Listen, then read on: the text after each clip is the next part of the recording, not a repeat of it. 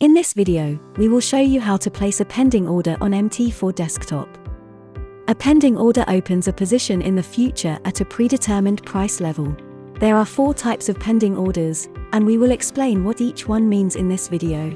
The first step is to open MetaTrader 4 on your desktop computer. Next, click New Order from the bar at the top of the terminal. The new order form will pop up on the screen.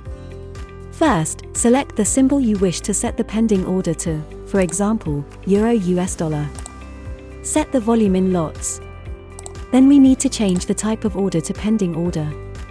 You will notice the pending order box appear below.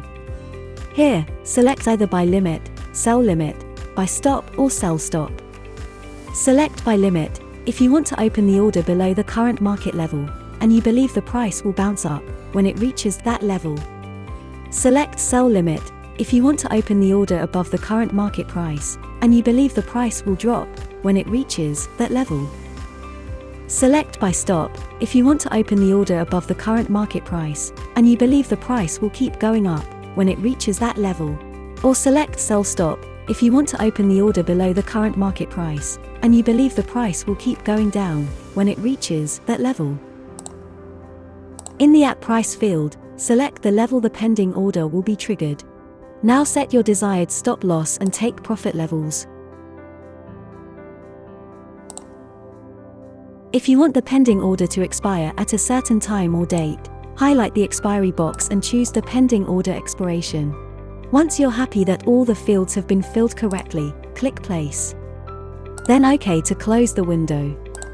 And that's it. You will now see the pending order in the Trade tab at the bottom of the terminal screen. Remember, pending orders are placed on the server and will be executed when the price reaches your predetermined level.